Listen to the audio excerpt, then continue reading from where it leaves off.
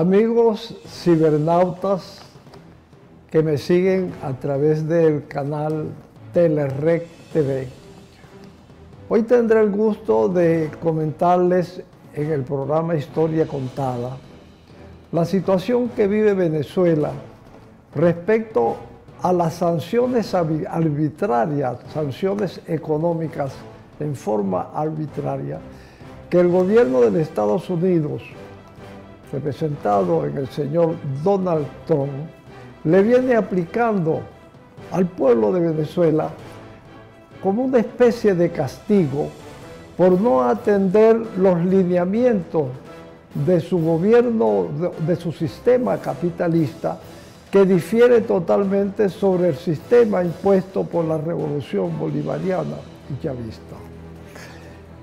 La comparación se basa en que, si bien estas sanciones las viene soportando el pueblo como una especie de dictadura económica, las vamos a comparar con lo que significó para Venezuela igualmente en los inicios del año 20, con la dictadura del general Juan Vicente Gómez, quien le aplicó al país un gobierno draconiano lleno de todas las sanciones que puede aplicarle un gobierno a un pueblo, como fue el de Gómez por 27 años, y que se mantuvo todo ese tiempo en virtud del apoyo que le dieron los gringos a esa dictadura. Venezuela experimenta en este año 2019 uno de los episodios más estelares en su historia, solo comparable con el vivido en tiempos cuando decidió independizarse del Imperio Español, a cuyo yugo estuvo encadenada por más de 350 años. Fue realmente una guerra cruel, porque al principio fue entre el mismo pueblo hermano, dada la ignorancia que había respecto a dicho conflicto, y donde la Iglesia contribuyó en mucho a confundir a las masas populares, haciendo aquello más dramático. Esos lamentables episodios no están muy lejos, con sus variantes, por supuesto, de lo que vive en estos tiempos, 200 años después, la patria de Bolívar, quien fue la figura estelar en aquella gesta independentista.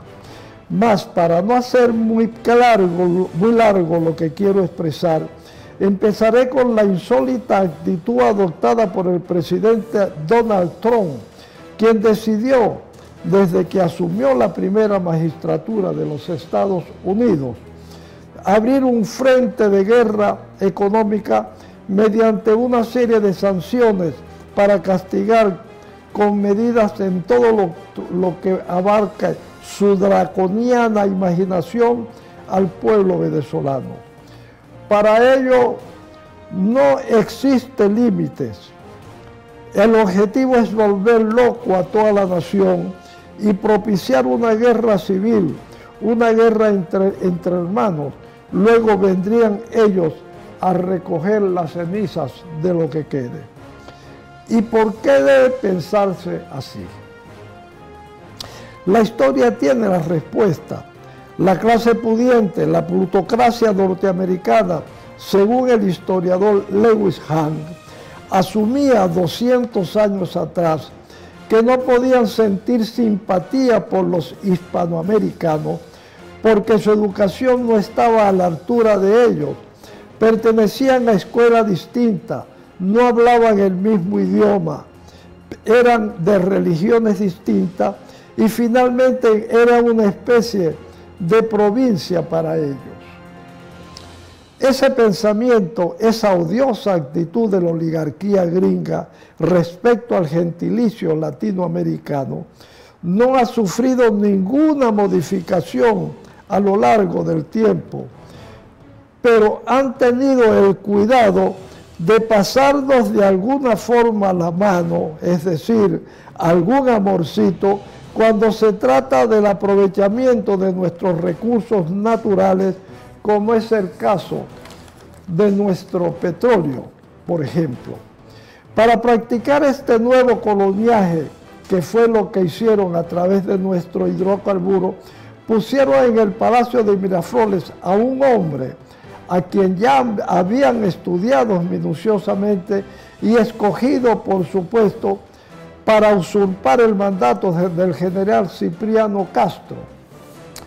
Este debió abandonar el país por razones de salud y nada más el barco que lo llevaba se perdía en la inmensidad del mar, tronaron los cañones y las dianas tocaron, anunciando al nuevo presidente de la República de Venezuela.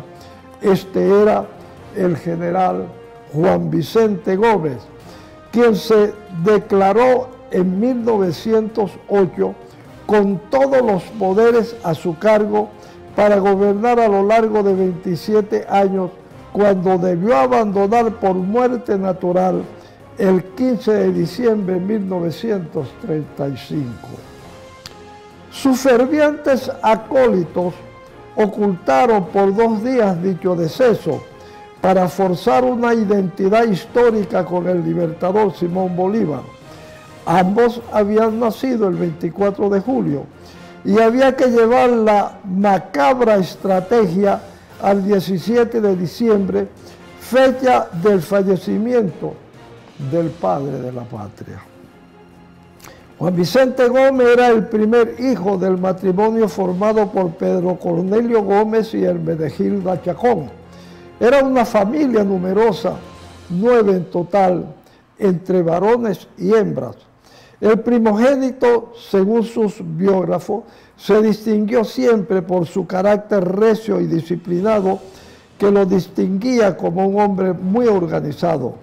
Así lo vieron los magnates de las grandes transnacionales petroleras que llegaron a tierras venezolanas en los mismos inicios del siglo XX y lo escogieron para gobernar un país que venía desde los tiempos del presidente José Antonio Páez, sometido a un incesante proceso de guerras caudillescas por el logro del poder, sin que dejaran ningún beneficio a la nación, que venía de sacrificar miles de sus hijos en una cruenta lucha por la independencia. De manera que aquel hombre nacido en las montañas del Táchira era como anillo al dedo para los cultos gringos que buscaban el propósito de un dictador, el prototipo, mejor dicho, de un dictador para meter en cintura a un país semisalvaje, inculto, ignorante, que por supuesto no tenía ni la más remota idea de todo el potencial de riqueza que había en las entrañas de la tierra, el petróleo. De forma tal que le entregaron a aquel montañés el libreto de cómo debía gobernar en el marco de una dictadura, echando al cesto de la basura la alternabilidad del poder que se venía cumpliendo desde el año 1831 con la primera presidencia del general José Antonio Páez, hasta el mandato del doctor Ignacio Andrade, a quien el general Cipriano Castro le arrebató el poder mediante la revolución restauradora. Fueron en total 51 presidentes que desfilaron por Venezuela desde Páez hasta Cipriano Castro. Juan Vicente Gómez ejerció su dictadura como un ser todopoderoso, porque en él se resumía el poder en uno solo. Sus enemigos decían que Venezuela era como una hacienda privada.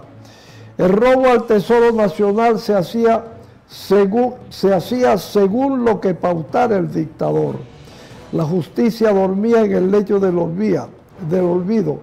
Él mismo era la suprema ley. Eso ocurría en Venezuela y el mundo lo celebraba porque así lo querían los gringos. Los Estados Unidos ya estaban sentados en la silla imperial y se hacía lo que era del gusto del Supremo Mandador. Esta es nuestra historia, amigos venezolanos, amigos que me siguen en la historia contada. Y entonces yo les repetiré un verso que tengo: indio con palo no vuelve. Y así tiene que ser. Indio con palo no vuelve es un decir del ayer, porque el indio se parece al llanto de una mujer. Yo se los digo, compadre, porque vi a un indio llorar con el llanto de la madre, con el dolor del juglar, de esos juglares que andan persiguiendo mariposas, buscando algo de la nada, buscando un lecho de rosas. Por eso, mi compadrito, se lo digo como ayer, que indio con palo no vuelve, porque el dolor de la madre, que busquen la dulce miel, el dulce que no le amargue, ese dulce, compadrito, que nos dan a saborear con frases llenas de amores, pero el palo siempre está.